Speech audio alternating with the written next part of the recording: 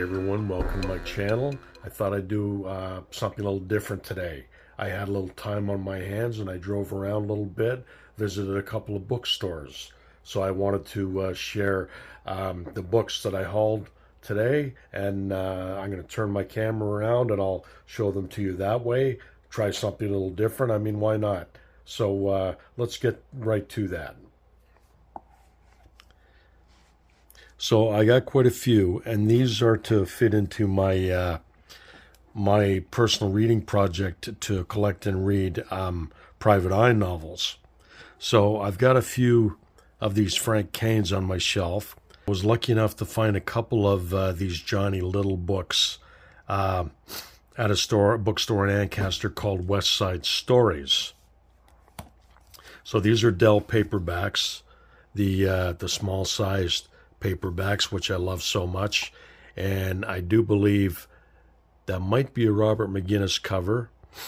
I know was ubiquitous in all these old paperbacks. He did so much artwork for these old Dell paperbacks and others. So that's The Gilt-Edged Frame by Frank Kane. And here is another Johnny Little book called Hearst Class Mail by Frank Kane. And this one's in really good shape.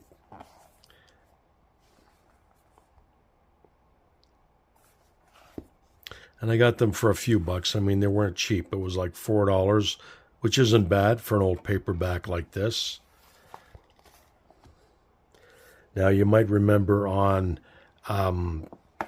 the video before last where I read Midnight Passing, Alou Fesca mystery by Stuart M. Kaminsky, and I really liked it.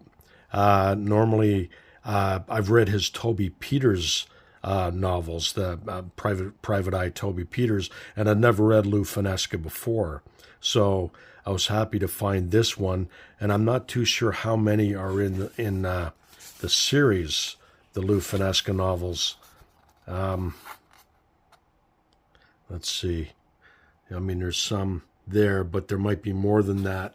I'm going to have to look into that and pick all these up.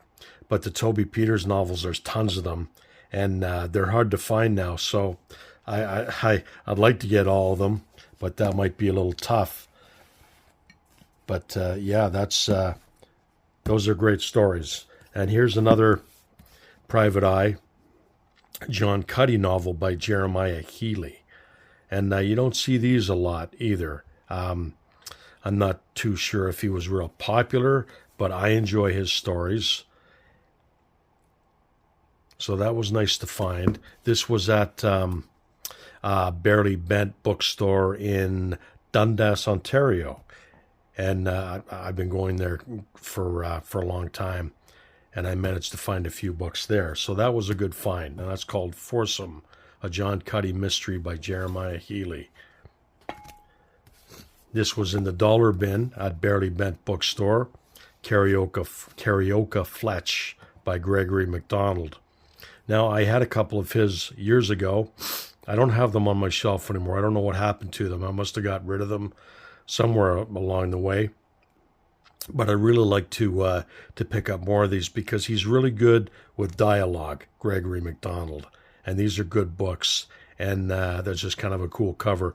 And these versions always had a little bit of dialogue and narration from the book on the front cover.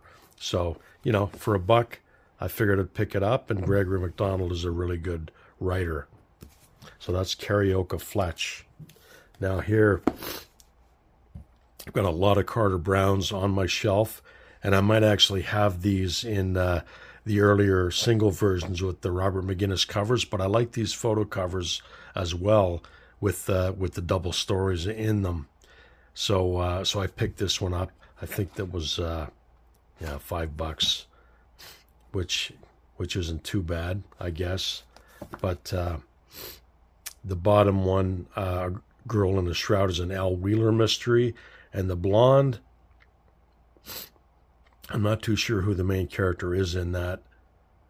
But yeah, just kind of a cool paperback, so I picked that one up. And here we have a Shel Scott novel by Richard S. Prather, The Kubla Khan Caper. Now, I got a lot of Shel Scotts on my shelf too, and I might have this one with a different cover, but I wasn't going to let it go. I figured, okay, I'll snag it, and if I have it already, no big deal. I mean, it's nice to have a different copy, but the Shel Scott stories are a lot of fun. They're very humorous, but also, you know, the action sequences were very brutal. You know, Richard S. Prather was a really good writer, had a good, you know, humorous take, but he could also be very hard-boiled in his writing. So these Shel Scott books are good reads. They're a lot of fun. Now I got a Lawrence Block book. Now Lawrence Block is better known for his Matt Scudder series, kind of a non-PI Matt Scudder. But this is an actual character of his called Ed London, and he's an actual New York City private investigator. And I'd never read any of these before, but Lawrence Block is one of my favorite writers. You kind of can't go wrong with Lawrence Block. The Matt Scudder novels are awesome. The burglar novels are just, you know, they're more humorous, but just as much fun. Like the burglar who read Frederick Brown, for instance, which is, I think, his latest one. Highly recommended, and I'm really looking forward to reading this particular book. And I'm hoping, I'm not sure how many are in this series, Ed London series. I think there were probably earlier ones before he wrote Matt Scudder, but yeah, I'm going to check it out, and I'm going to look more into that character. Can't go wrong with Lawrence Block. Now, you might remember from my other video, I had a Mike Dime novel by Barry Fantoni called Stickman. Well, here's, I think, the first one in the series actually called Mike Dime by Barry Fantoni.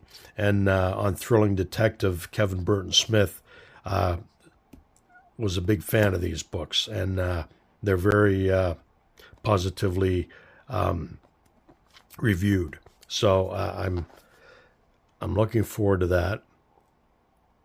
The time is 1948, the eve of Harry Truman's surprise win over Thomas B. Dewey. So he's a private eye from the 40s, which I love. That's perfect for me. And I love these covers. I mean, they're just very kitschy, very retro. And I'm happy to find that one. And that one was, yeah, $4. $4 for that one. Now here's another Shel Scott novel with a photo cover called Dead Bang. And I don't think I have that one in another volume. So I was kind of happy to find this one. This one was $4 as well. And that's a little later of an edition. I mean, because Shel Scott's been around since, I think, the 40s, and this one's probably looks like it's from the 60s, like reprinted. 71. Close enough. But, yeah, another Shel Scott. Here's another one with an awesome cover called Bury Me Deep by Harold Q. Masur, a Quill Mysterious classic. And that's just, yeah, a classic PI cover right there. Very retro. And I've never read one of his before. Scott Jordan, I guess featuring his character Scott Jordan. First published in 1947, Bury Me Deep is the first novel of Harold Q. Masur. Mr. Masur was born and educated in New York and practiced law until he decided he'd rather present case histories in stories. And that cover is by Irving Freeman and Steve McCanga, 1984. Very cool. So I was happy to find that. I'm always happy to find a private eye novel that I haven't heard of or I haven't read before. So that should be fun to read that one. And the next is another photo cover. And the book is by Dan J. Marlowe, Operation Breakthrough.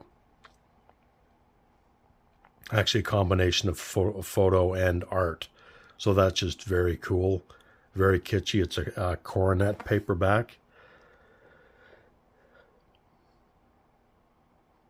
and it features a character named Drake.